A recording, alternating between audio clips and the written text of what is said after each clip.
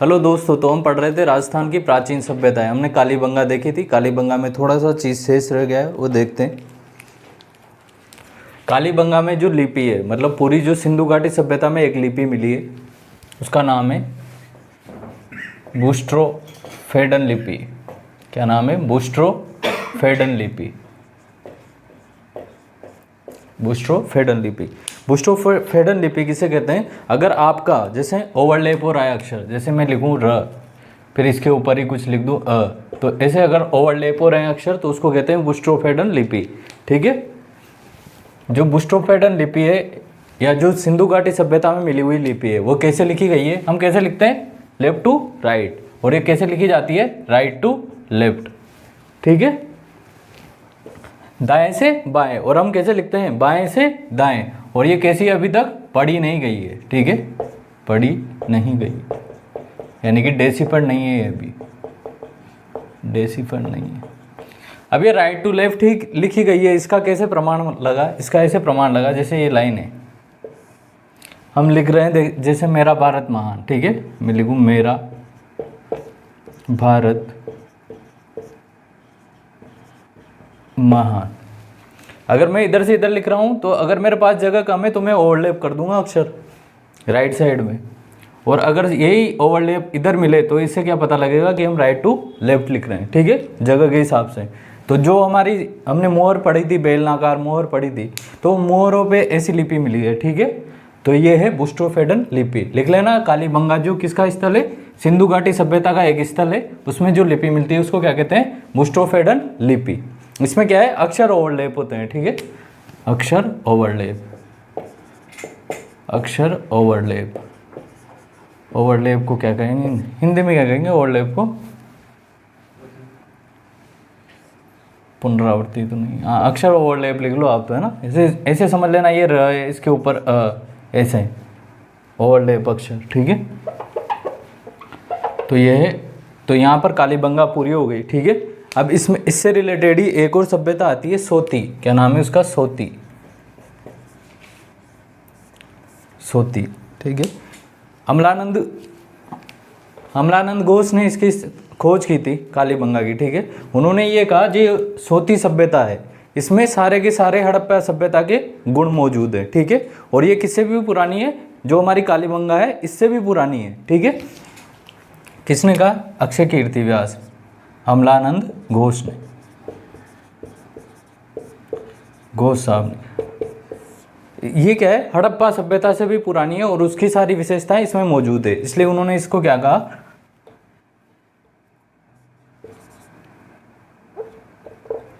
हड़प्पा सभ्यता की, हड़प्पा सभ्यता का उद्गम स्थल। ठीक है, उद्गम स्थल कहाँ है इसको? किसको? सोती। कहाँ पर है ये? बीकानेर में। ठीक है, अमलानंद घोष साहब ने क्या कहा इसको? हड़प्पा सभ्यता का, समस्त हड़प्पा सभ्यता का उद्गम स्थल, क्योंकि ये हड़प्पा से भी पुरानी है और उसकी सभी विशेषताएं कहाँ मिलती है? सोती में मिलती है। सोती जो सभ्यता कहाँ पर है? बीकानेर में। ठीक है, इसको एक कालीबंगा फर्स्ट के नाम से भी जानते हैं, कालीबंगा फर्स्ट, क्योंकि कालीबंगा से पहले की है ये और उसके सारी विशेषताएं मौजूद है, इसलिए इसको क्या नाम दे दिया? कालीबंगा फर्स्ट। अभी जो ये सोती सभ्यता है, इसके और भी स्थल है। ठीक है, तो इसके दो स्थल और है। एक का नाम है पूगल और एक का नाम है सोनिया। सोनिया। ठीक है, तो जो हमने कालीबंगा पढ़ी, कालीबंगा जैसी ही, कालीबंगा किसकी बस्ती थी? हड़प्पा सभ्यता की। तो हड़प्पा सभ्यता की समस्त विशेषता किसमें मिलती है? सोती में। ठीक है, और ये उससे भी पुरानी है, इसलिए अमलानंद घोष साहब ने क्या कहा कि समस्त हड़प्पा सभ्यता का उद्गम स्थल कौन है? सोती। कहाँ पर है? बीकानेर में। अब ये कालीबंगा से भी पुरानी है और कालीबंगा जैसी विशेषता है, इसलिए इसको क्या नाम दिया कि कालीबंगा फर्स्ट है। जैसे क्लास में दो लोगों के रोल नंबर सेम है तो फर्स्ट सेकंड, वैसे ही इसको क्या नाम दे दिया? कालीबंगा फर्स्ट नाम दे दिया। इसके दो केंद्र मिलते हैं, एक तो पूगल और एक सोनिया। ठीक है, तो इसको लिख लो। ठीक है, तो समस्त जो सिंधु घाटी सभ्यता की बस्तियां, उनमें कौन सी लिपि मिली है? बूस्ट्रोफेडन लिपि। राइट टू लेफ्ट लिखी जाती है ये, और इसमें क्या होते हैं? अक्षर ओवरलैप होते हैं। इसके अलावा ये अभी तक पढ़ी नहीं या समझी नहीं जा सकी है। ठीक है, अगर ये पढ़ी जा सके तो हमें और ज़्यादा जानकारी इनके बारे में मिले। सोती सभ्यता को क्या कहा है? कालीबंगा फर्स्ट। ठीक है। अब पढ़ते हैं हम आगे आहड़। आहड़, ठीक है, आहड़। आहड़ की लोकेशन, तो आहड़ कहाँ पर है? उदयपुर में। कहाँ पर है? उदयपुर में। अब ये भी कोई नदी का, ठीक है, नदी के आसपास मिलेगी, तो कौन सी नदी है? आयड़ या बेड़च नदी। आयड़ या बेड़च नदी, ठीक है। उदय सागर झील में गिरने के बाद आयड़ नदी क्या हो जाती है? बेड़र नदी हो जाती है, ठीक है। इसके बाद सबसे पहले जहाँ यहाँ खोज की थी वो किसने की थी? अक्षय कीर्ति व्यास ने। अक्षय कीर्ति व्यास फर्स्ट। उसके बाद उत्खनन किया यहाँ R.C. अग्रवाल, रतन चंद्र अग्रवाल, ठीक है, R.C. अग्रवाल। इसके बाद H.D. साकलिया, V.N. मिश्र, ठीक है। ये आदि लोग थे जिन्होंने इनके बाद स्टार्ट किया उत्खनन, ठीक है। उदयपुर में कौन सी नदी के किनारे? आयड़ या बेड़च नदी के किनारे सबसे पहले खोज किसने की? अक्षय कीर्ति व्यास ने। बाद में उत्खनन किन्होंने किया? R.C. अग्रवाल, H.D. साकलिया, रतन चंद्र अग्रवाल। क्या नाम है? रतन चंद्र अग्रवाल। हसमुख धीरज साकलिया, हसमुख धीरज साकलिया। वीरेंद्र नाथ मिश्र, ये तो बागौर में भी आ गए थे, ठीक है, वीरेंद्र नाथ मिश्र। अब इसके अन्य नामों की बात करते हैं, ठीक है। अन्य नाम, इसे कहते हैं ताम्रवती नगरी। ताम्रवती नगरी क्यों कहते हैं? क्योंकि यहाँ बहुत सारी तांबे की भट्टियाँ मिली है, इसलिए इसको क्या नाम दिया है? ताम्रवती नगरी। ताम्रवती नगरी, बहुत सी तांबे की भट्टियाँ,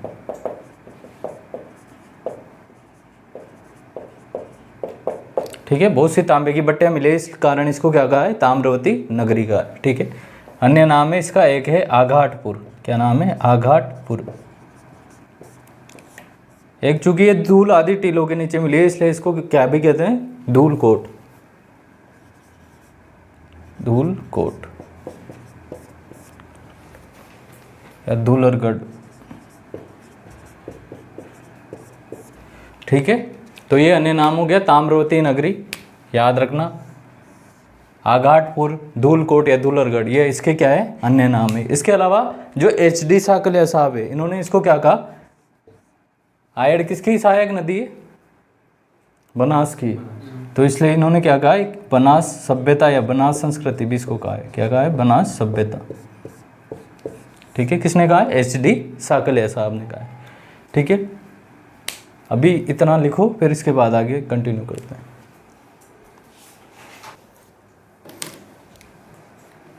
ठीक है। आहड़ कहाँ पर है? उदयपुर में। कौन सी नदी है? आयड़ या बेड़च नदी। सबसे पहले खोज या उत्खनन किन्होंने किया? अक्षय कीर्ति व्यास ने। उसके बाद R.C. अग्रवाल, H.D. साकलिया और V.N. मिश्र ने। इसको क्या कहा है? ताम्रवती नगरी, क्योंकि यहाँ बहुत सारी तांबे की भट्टियाँ मिली है। इसके अलावा और अन्य नाम क्या है इसका? इसका अन्य नाम है आघाटपुर और धूलकोट, ठीक है। अब इसके इंपॉर्टेंट फीचर देख लेते हैं।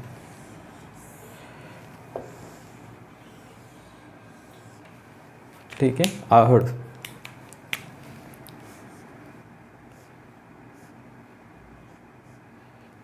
किसी ने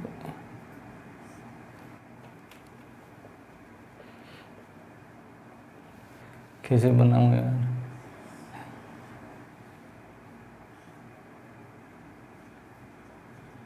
ठीक है। यहाँ क्या है? 6 से 8 प्रकार क्या है? चूल्हे मिले हैं, ठीक है। 6 से 8 की संख्या में क्या मिले हैं? यहाँ पर चूल्हे मिले। क्या मिले? चूल्हे। चूल्हे। अब ये चूल्हे क्या प्रमाण करते हैं? ये चूल्हे ये बताते हैं कि या तो ये सामूहिक परिवार होगा या फिर यहाँ पर क्या होगी? सामूहिक भोज की व्यवस्था होगी, यानी कि लोग साथ मिलजुल कर रहते होंगे, बहुत सारे लोग, इसलिए 6-8 चूल्हे मिले हैं यहाँ पर, ठीक है। सामूहिक भोज या संयुक्त परिवार। संयुक्त परिवार के चांसेस कम है, सामूहिक भोज के चांसेस क्या है? ज़्यादा है। संयुक्त परिवार, ठीक है। 6 से 8 क्या मिले हैं? चूल्हे मिले हैं। तो एक तो बात होगी ये। एक बात है, यहाँ पर मिली है एक यूनानी मुद्रा। क्या मिली है? यूनानी मुद्रा।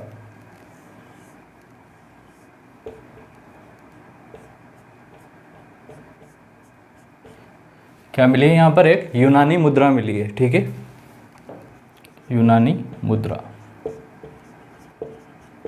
ठीक है, यूनानी मुद्रा मिली है जिस पर किसका सिंबल है? अपोलो का। अपोलो किसको कहते हैं? सूर्य को। ठीक है, तो इसे चिंगारियों से याद रख लेना। ठीक है, एक यूनानी मुद्रा मिली है जिस पर किसका सिंबल है? अपोलो का। अपोलो का प्रतीक, अपोलो का, जैसे अपने बना रहता है ना अशोक स्तंभ का, उसी टाइप में किसका सिंबल है? अपोलो का प्रतीक। ठीक है, दो बातें होगी। एक यहाँ पर मिला है बिना हत्थे वाला जलपात्र।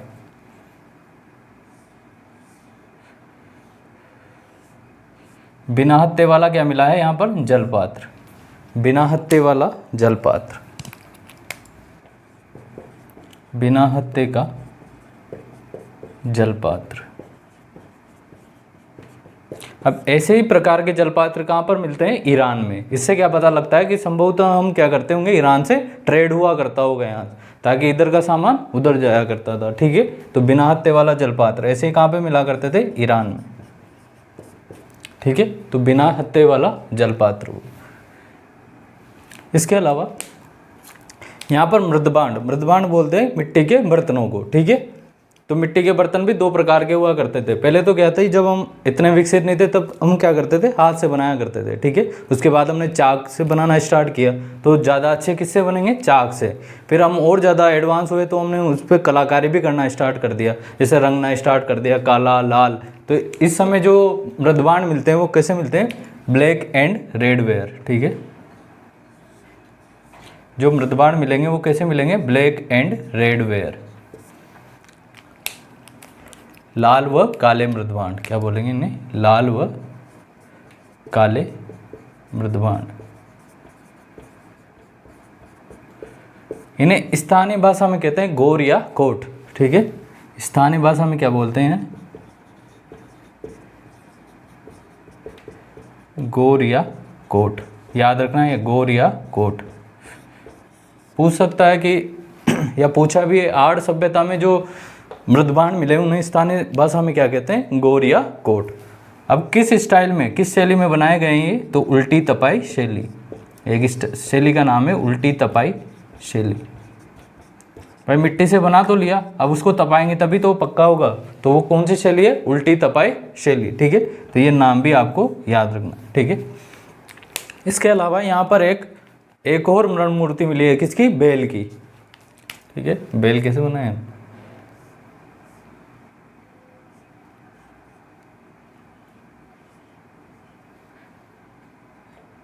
ठीक है, बेल की मृण मूर्ति। किसकी? बेल की मृण मूर्ति।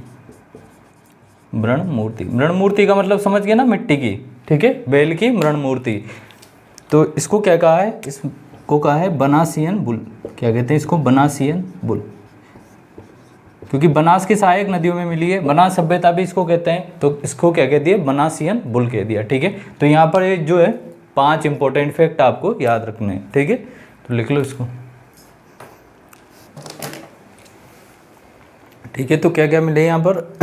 6 से 8 चूल्हे मिले हैं, जिससे क्या पता लगता है कि यहाँ पे या तो संयुक्त परिवार रहा होगा या फिर सामूहिक भोज का कार्यक्रम रहता होगा। ठीक है, एक यूनानी मुद्रा मिली है जिस पर अपोलो का सिंबल बना हुआ है। ठीक है, एक बिना हत्थे वाला जलपात्र मिला है, जैसे ही जलपात्र कहाँ मिलते हैं? ईरान में, जो कि ईरान से ट्रेड रिलेशन बताता है। ठीक है, इसके अलावा यहाँ पर जो है लाल और काले मृदभांड मिले हैं, जिन्हें स्थानीय भाषा में गोर या कोट कहते हैं, और किस स्टाइल में बनाए गए? ये उल्टी तपाई शैली में। बेल की एक मृण मूर्ति मिली है जिसे क्या कहते हैं? बनासियन बुल। इसमें एक और चीज़ लिख लेना, टप्पे। यहाँ पर टप्पे भी मिले हैं, जैसे टप्पे, इन पे कुछ भी सिंबल बना रहता है, जैसे ऐसे सिंबल टप्पा, टप्पे। इन किस काम में ये आते हैं? ये टप्पे रंगाई या छपाई में। ठीक है, किस काम में आते हैं? रंगाई या छपाई में, यानी कि रंगाई और छपाई का उद्योग भी रहा होगा यहाँ पर। ठीक है, रंगाई या छपाई।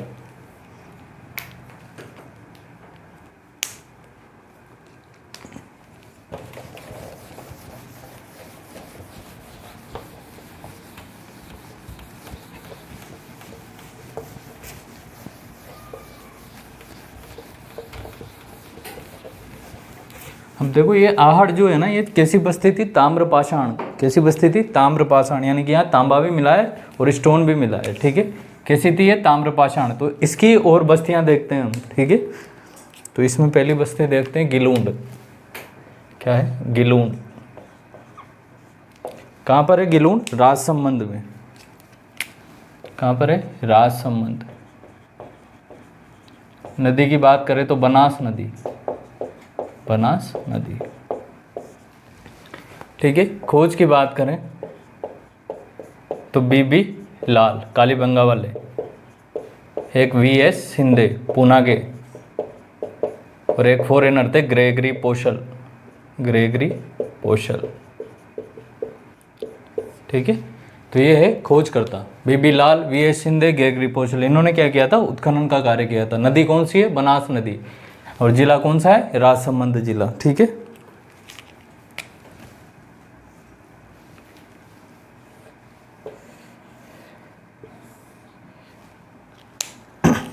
यहाँ पर क्या मिलती है? यहाँ पर एक तो मिलती है पक्की ईंटें।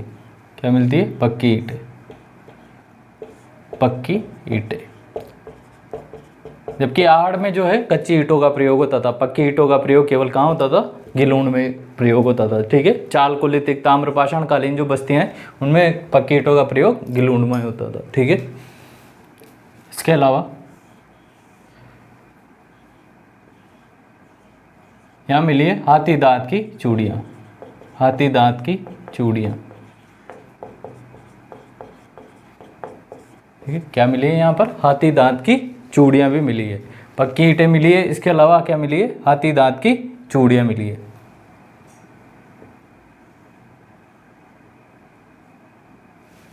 कहाँ पर है ये? राजसमंद में, बनास नदी के किनारे, ठीक है। बीबी लाल, वीएस शिंदे और ग्रेगरी पोशल ने क्या किया है? उत्खनन किया है। इसके अलावा जो बनास नदी है यहाँ पर ही 2 टीले। क्या है? 2 टीले।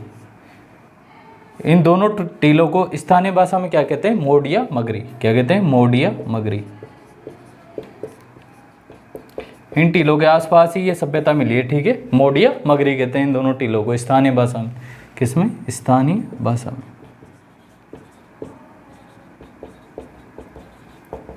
इसके अलावा यहाँ पर पत्थर की गोलियां भी मिली है। किसकी? पत्थर की गोलियां, पत्थर की गोलियां,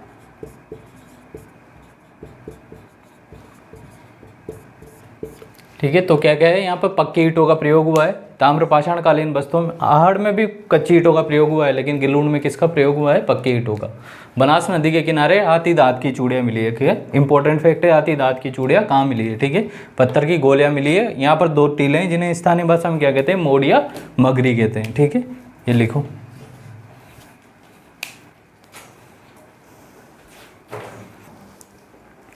क्या क्या मिला है यहाँ पर? पक्की ईंटें। पक्की ईंटें आहड़ में भी यूज नहीं होती थी, वहाँ भी कच्ची ईंटें, लेकिन गिलूंड में पक्की ईंटों का यूज। हाथी दांत की चूड़ियाँ, इंपॉर्टेंट फैक्ट है। यहाँ पर 2 टीले मिले हैं बनास के आसपास जिन्हें स्थानीय भाषा में क्या कहते हैं? मोडिया मगरी। पत्थर की गोलियाँ मिली है। इसके अलावा यहाँ पर जो है 5 प्रकार के मृदबाण। क्या? 5 प्रकार के मृदबाण।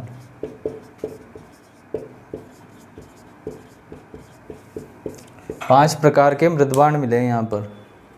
5 प्रकार कौन कौन से? एक तो सिंपल है, कुछ भी नहीं है, सादे हैं, काले हैं, भूरे हैं।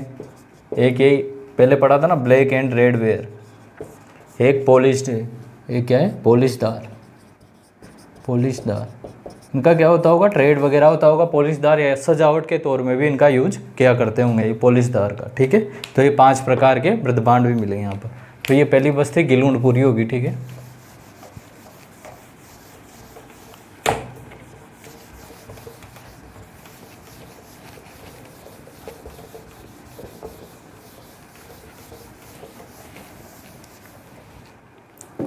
अगली बालाथल।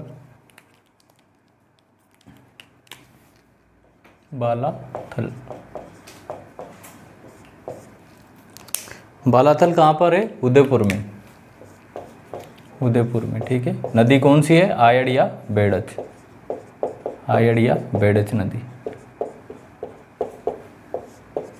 खोज वीएन मिश्र, ठीक है। खोज वीएन मिश्र ने। कहाँ पर है? उदयपुर में है, आयड या बेड़च। या तो आपसे सिंपल मैच द फॉलोइंग में नदियाँ करा लेगा, जिले करवा लेगा, ठीक है, या फिर खोज करता करवा लेगा, ठीक है। तो वीएन मिश्र ने यहाँ पर खोज की है। अब यहाँ पर इंपॉर्टेंट फाइंडिंग क्या क्या इंपॉर्टेंट मिला है यहाँ पर वो देखते हैं।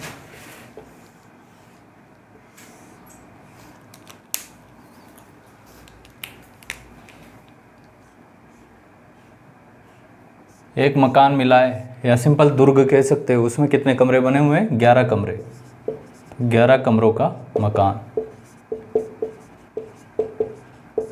ठीक है। क्या मिला हुआ है? एक तो 11 कमरों का मकान मिला हुआ है यहाँ पर।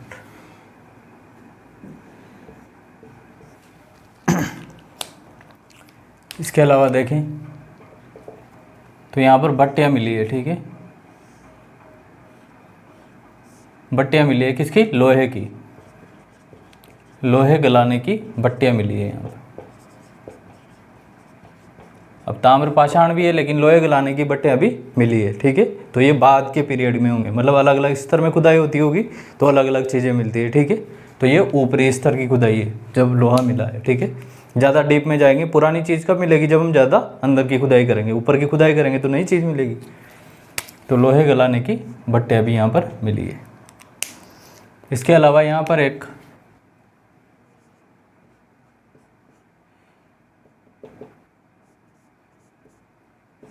कुष्ठ रोग के प्राचीन प्रमाण, ठीक है। कुष्ठ रोग के प्राचीन प्रमाण मिले यहाँ पर।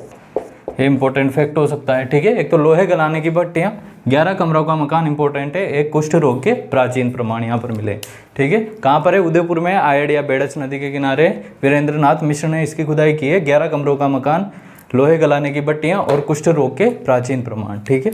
इसके साथ ही एक और देख लो, ओजियाना, इससे रिलेटेड ही है। ओजियाना, ओजियाना, ओजियाना कहाँ पर है? भीलवाड़ा में। भीलवाड़ा में कौन सी नदी थी? कोठारी नदी, ठीक है। खोज देखें तो BR मीणा और आलोक त्रिपाठी, आलोक त्रिपाठी। यहाँ पर क्या मिली है? यहाँ पर मृण मूर्तियाँ मिली है किसकी? गाय और बैल की मृण मूर्तियाँ। मृण मूर्तियाँ मतलब वही मिट्टी की मूर्तियाँ, किसकी?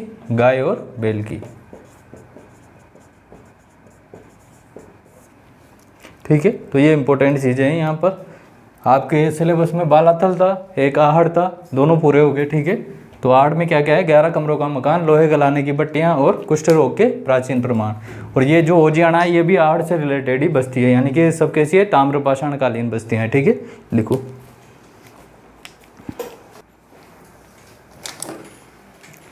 ठीक है। तो बालाथल, आयड या बेड़च के किनारे VN मिश्र ने खोज, 11 कमरों का मकान, कुष्ठ रोग के प्राचीन प्रमाण, लोहे गलाने की भट्टियाँ। ओजियाना BR मीणा, आलोक त्रिपाठी के द्वारा खोज, गाय और बैल की मृण मूर्ति मिली है यहाँ पर। और ये भी कैसी है? ताम्रपाषाण कालीन बस्ती है। कहाँ पर है? भीलवाड़ा, कोठारी नदी के किनारे। पढ़ते हैं बेराट,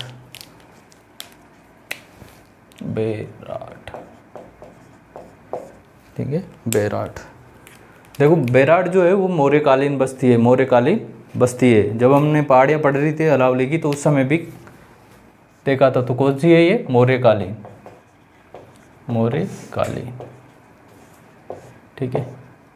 विराटनगर, इसको क्या कहते हैं? विराटनगर, जयपुर, एक मत्स्य जनपद। जब हम बाद में जनपद पढ़ेंगे महाजनपद एरा में, तो जनपद में एक मत्स्य जनपद आता है, उसकी राजधानी क्या थी? विराटनगर, जहाँ पांडवों ने अपना अज्ञातवास गुजारा था। 1 साल का अज्ञातवास यहीं पर गुजारा था, ठीक है। और यहीं की राजकुमारी थी एक उत्तरा, जिसका विवाह किससे हुआ था? अभिमन्यु से, ठीक है। विराटनगर, ठीक है। अब देखो किसने खोजा? एक कैप्टन बर्ट था। एक कौन था? Captain Burt. जैसे परेड वरेड पर निकले होंगे ये, तो कैप्टन बर्ट ने 1837 में, सन भी याद रखना है, ठीक है। कैप्टन बर्ट ने 1837 में बीजक पहाड़ी पर, कौन सी पहाड़ी पर, बीजक पहाड़ी पर, या डूंगरी, डूंगरी भी बोल सकते हैं इसको, बीजक पहाड़ी या बीजक डूंगरी पर क्या खोजा, अशोक का एक अभिलेख खोजा। कौन सा अभिलेख था वो, भाब्रू शिलालेख, ठीक है।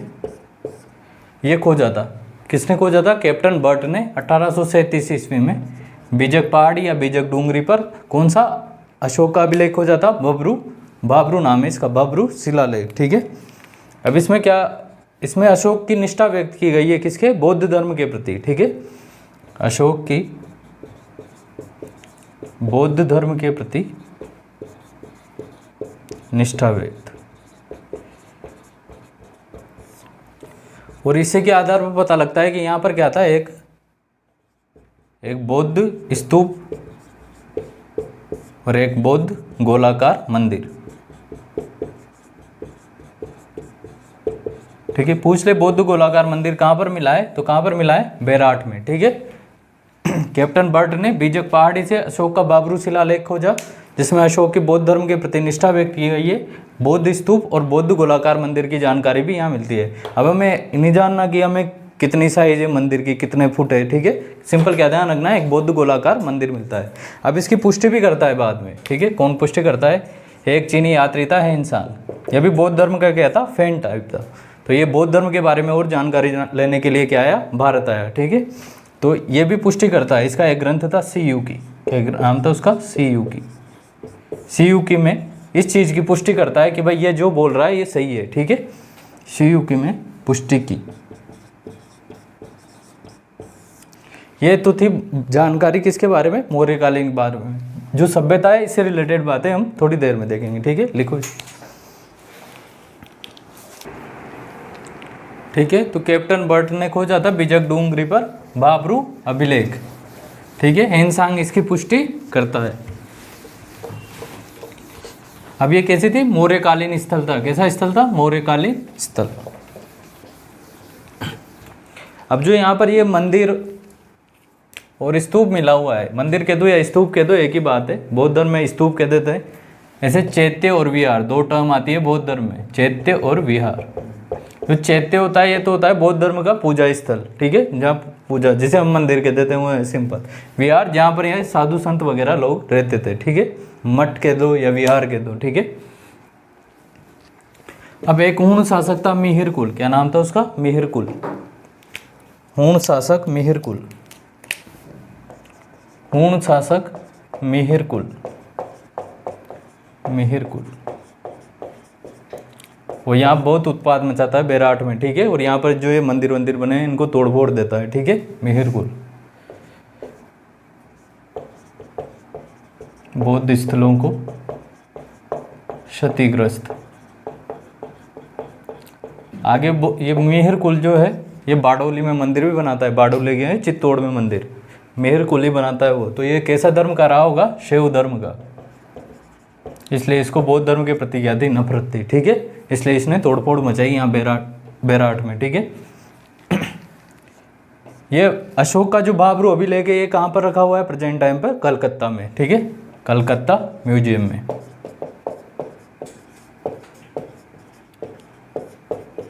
भाब्रू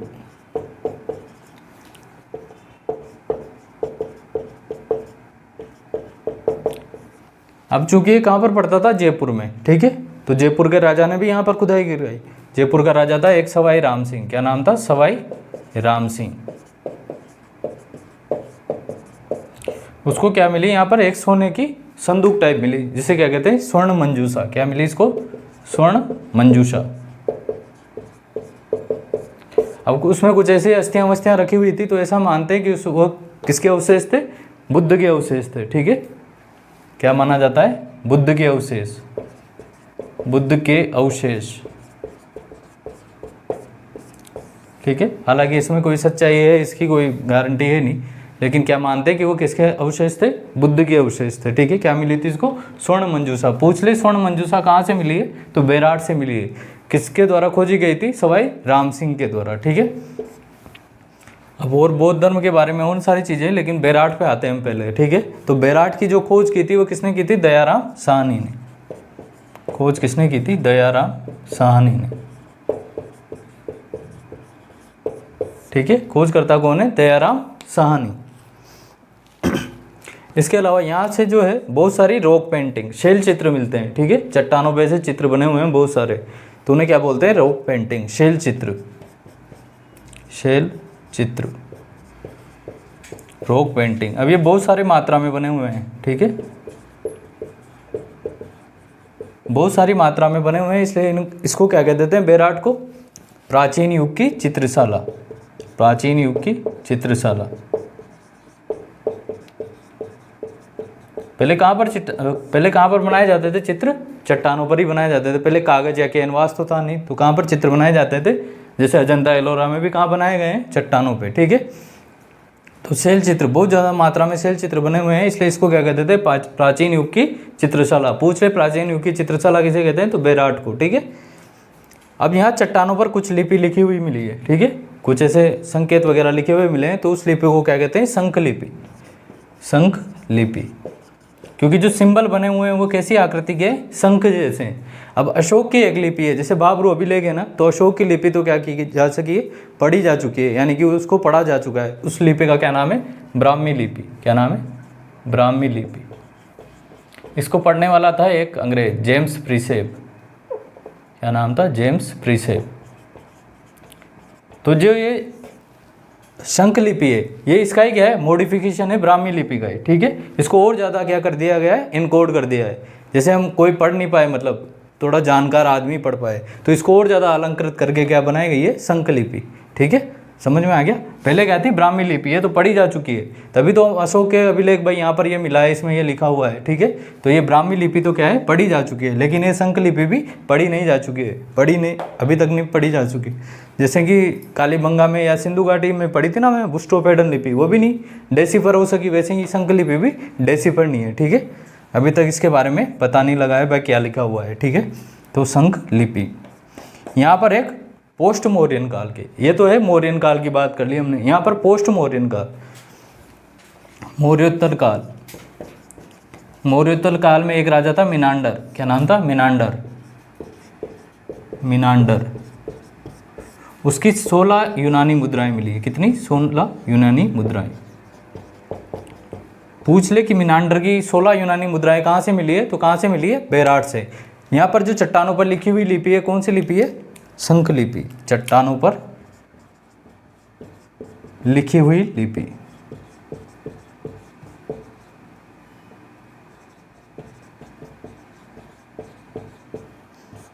पढ़ी, ठीक है। तो यहाँ पर इंपॉर्टेंट फैक्ट क्या है? किसने खोजा? दयाराम साहनी ने। यहाँ पर बहुत सारे छेद चित्र या रॉक पेंटिंग मिलते हैं, इसलिए इसको क्या कहते हैं? प्राचीन युग की चित्रशाला। यहाँ पर चट्टानों पर जो लिपि मिली हुई है उसको क्या कहते हैं? शंख लिपि। ये भी डेसिफर नहीं है, यानी कि अभी पढ़ी नहीं जा सकी है, ठीक है। ब्राह्मी लिपि का ही मॉडिफिकेशन है ये, ठीक है। और मौर्योत्तर काल में यहाँ है मिनांडर की 16 यूनानी मुद्राएं मिलती है, ठीक है। इसको लिखो अभी यहाँ तक, ठीक है। तो हूण शासक जो था शैव था, कैसा था? शैव। कैसे पता लगा? क्योंकि इसने बारडोली में, जो चित्तौड़ में, वहाँ पे भी क्या बनाए? शिव मंदिर बनाए। तो उसने क्या किया? जो ये बौद्ध स्तूप है यहाँ पर बहुत विनाश मचाया है, ठीक है। दयाराम साहनी ने बेराट की खोज की। यहाँ पर बहुत ज़्यादा शैल चित्र, रॉक पेंटिंग्स मिली है, इसलिए इसको क्या कहते हैं? प्राचीन युग की चित्रशाला कहते हैं। यहाँ पर चट्टानों पर एक लिपि मिली हुई है जिसको क्या कहते हैं? शंख लिपि, क्योंकि इसमें क्या है? शंख जैसे सिंबल बने हुए हैं, ठीक है। और ये ब्राह्मी लिपि का ही क्या है? मॉडिफिकेशन है। और यहाँ पर पोस्ट मौर्यन, यानी कि उत्तर मौर्यन, मौर्यों के बाद वाले काल के क्या है? मिनांडर के 16 यूनानी मुद्राएं मिली हुई है। एक चीज इसमें ये लिख लो कि सत्य प्रकाश है, एक आर्कियोलॉजिस्ट थे सत्य प्रकाश। उन्होंने ये कहा कि आज़ादी के बाद जो हमने पाकिस्तान को जो चीज़ें देकर खोया है, वो हमने बेराट को खोज कर क्या किया है? वापस पा लिया है, उससे भी कहीं ज़्यादा, ठीक है। आज़ादी के बाद पाकिस्तान को देकर जो खोया है उससे कहीं अधिक बेराट को खोज कर पाया है, बेराट को खोज कर पाया है। ठीक है, पूछ लेगा कि किस विद्वान ने कहा है या किसके बारे में ये कहा है। ठीक है, कौन सी सभ्यता के बारे में सत्य प्रकाश जी ने ये कहा है। अब आपके सिलेबस के हिसाब से लास्ट बचिए गणेश्वर।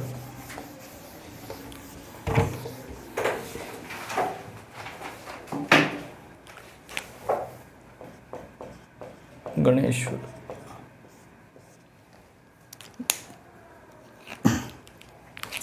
कहाँ पर है गणेश्वर? कांतली नदी में पढ़ रहे थे तब भी पढ़ा था हमने। ठीक है, सीकर में, नीम का दाना। नदी की बात करें तो कांतली नदी। ठीक है, कौन सी नदी? कांतली नदी। आर.सी. अग्रवाल, रतन चंद्र अग्रवाल के निर्देशन में यहाँ उत्खनन किसने किया? एक तो वी.एन. मिश्र, एक विजय कुमार ने। ऑप्शन के अकॉर्डिंग चलना है। ऑप्शन में क्या आता है? तीनों आए तो तीनों टिक कर देना, एक आए तो आर.सी. अग्रवाल टिक कर देना। ठीक है, निर्देशन में। ठीक है, गणेश्वर सभ्यता कहाँ पर है? सीकर, नीम का दाना। नदी कांतली नदी, राजस्थान की सबसे बड़ी अंतःप्रवाही नदी। ठीक है, यहाँ पर ही क्या मिला था? सुनारी सभ्यता भी मिली हुई थी। ठीक है, आर.सी. अग्रवाल के निर्देशन में वी.एन. मिश्र और विजय कुमार ने क्या किया है? उत्खनन किया है। ठीक है, एक लेखक थे, एक और आर्कियोलॉजिस्ट थे, डी.पी. अग्रवाल साहब। उन्होंने कार्बन डेटिंग के आधार पर इसकी क्या की? इसका टाइम पीरियड डिसाइड किया है कि कितने समय पहले की थी ये गणेश्वर सभ्यता। तो इसका जो टाइम पीरियड निकला है वो कितना निकला है? 2800 BC, यानी कि हड़प्पा से भी पहले की, हड़प्पा से पूर्व की। यहीं से क्या जाता था? तांबा जाता था हड़प्पा और मोहनजोदड़ो में। ठीक है, तो कार्बन डेटिंग के आधार पर इसके जो टाइम पीरियड निकला है कितना निकला है? 2800 BC निकला है। ठीक है, कहाँ पर है? सीकर में, कांतली नदी के किनारे। आर.सी. अग्रवाल के निर्देशन में वी.एन. मिश्र और विजय कुमार ने उत्खनन किया है। डी.पी. अग्रवाल साहब ने जो कार्बन डेटिंग की तो इसकी जो टाइम निकला वो कितना निकला? 2800 BC, यानी कि हड़प्पा से भी पहले की सभ्यता है। ठीक है, अब यहाँ पर जो इम्पोर्टेंट किया है इसे कहते हैं ताम्र सभ्यता की जननी। क्या कहते हैं? ताम्र सभ्यता की जननी, ताम्र सभ्यता की जननी इंपॉर्टेंट है। ताम्रवती नगरी तो किसको कहा था हमने? आहड़ को। वहाँ पर क्या मिली थी? तांबा गलाने की भट्टियाँ। इसको ताम्र सभ्यता की जननी क्यों कहा है? क्योंकि यहाँ पर जो तांबे के बर्तन मिले हैं, ठीक है, तांबे की जो भी चीज़ें मिली है उनमें 99% के आसपास क्या मिला है? तांबा। मतलब शुद्ध रूप से वो कैसे हैं? तांबा वाले बर्तन है। तांबे की चीज़ें, विशुद्ध रूप से तांबे की चीज़ें मिली है, इसलिए इसको क्या कहा है? ताम्र सभ्यता की जननी। और यहीं से क्या है? हड़प्पा मोहनजोदड़ो में तांबा जाता था, क्योंकि वो कैसी बस्तियाँ थी? कांसे युगीन। कांसा कैसे? कॉपर और टिन से, कांसा। ठीक है, ताम्र सभ्यता की जननी। अब यहाँ पे भी मृदभांड मिलेंगे, यहाँ पे भी बर्तन मिलेंगे। ठीक है, मृदभांड।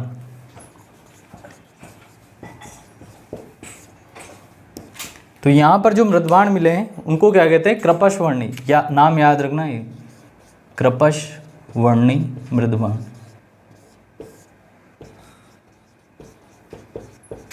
पूछ लेगा कृपशवर्णी मृदभांड कहाँ पर मिले हैं? तो कहाँ पर मिले हैं? गणेश्वर में मिले हैं। ठीक है, इन पर क्या है? काले और नीले रंग से कलर किया गया है, काले व नीले रंग से सजाया गया है।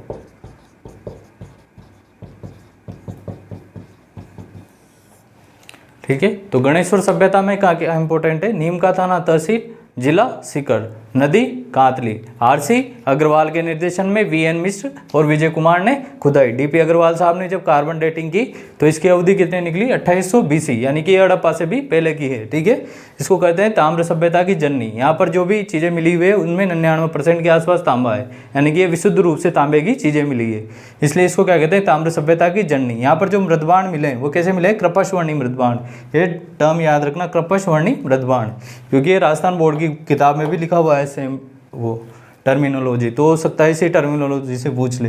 कृपशवर्णी मृदभांड, इसको क्या किया गया है? काले और नीले रंग से सजाया गया है। ठीक है, तो ये आपकी जो रीट के मेंस के सिलेबस में जो सभ्यताएं हैं वो पूरी हो गई। धन्यवाद।